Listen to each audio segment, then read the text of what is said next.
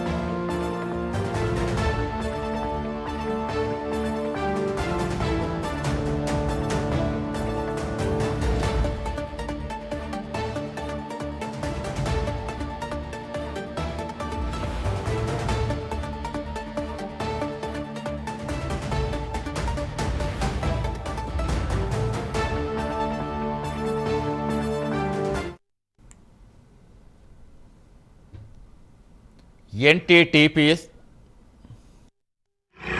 15వ వార్డు కౌన్సిలర్ని. వీళ్ళు ఈ బూడి చెరువులో వదలాల్సిన బూడిద నీళ్లు ఈ బూడిద నీళ్ళు కాలంలోకి వదిలి కృష్ణానదిలోనే వెళ్తున్నాయి అండి. వీళ్ళు తాగే నీళ్ళు కూడా ఇట్లా కలుషితం చేస్తున్నారు. మమ్మల్ని చంపుదాం అనుకున్నారు, ఉందాం అనుకున్నారు, అర్థం కావట్లేదు. మేము చాలా ఇబ్బంది పడుతున్నాం. దీని గురించి 40 రోజులు మట్టి పోరాటం చేస్తున్నాం అండి. అయినా కానీ ఎవరు పట్టించుకోవట్లేదు. ఈ కలుష్యం బాగా అవుతుంది. దీని గురించి కొద్దిగా దృష్టి పెట్టమని ప్రజలను కోరుతున్నాం.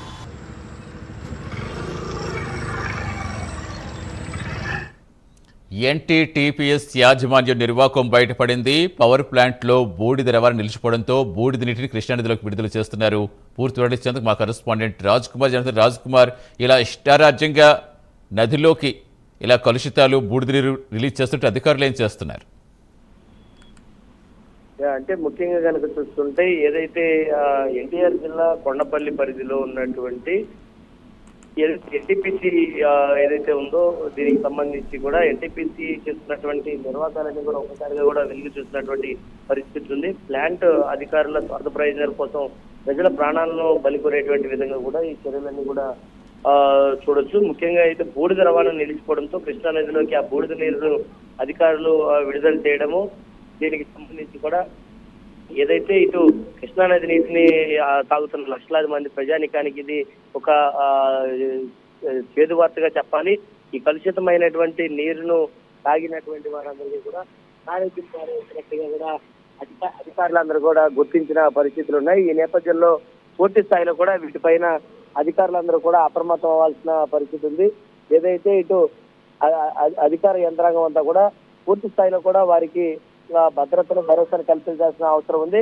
ముఖ్యంగా ఏదైతే ఎన్టీపీసీకి సంబంధించినటువంటి వ్యవహారం ఏదైతే ఉందో ఆ బూడిద నీరంతటి కూడా అధికారులు నీటిలో కలిపేయడం, ఈ కృష్ణానది పరివాహక ప్రాంతంలో ఉన్నటువంటి పూర్తిగా కూడా ఇబ్బందులకు పాలవలసిన పరిస్థితి ఉంది. ఎందుకంటే దాదాపుగా లక్షలాది మంది ప్రజలందరూ కూడా ఈ తాగునీటిని తాగుతున్న పరిస్థితి ఉంది. మరి ఏదేమైతే మరి ఎన్టీపీసీకి సంబంధించిన అధికారుల నిర్లక్ష్యం వల్ల ఎందరో తెలియనటువంటి ప్రజల ప్రాణాలను బలికొనేటువంటి ఈ కార్యక్రమాన్ని వెంటనే అటు స్థానిక ఎమ్మెల్యేను ఇటు ప్రజానికం కూడా అడ్డుకోవాల్సిన పరిస్థితి ఉందంటూ కూడా ప్రజలైతే మాత్రం వాపోతున్నారని చెప్పుకోవచ్చు. సతీష్.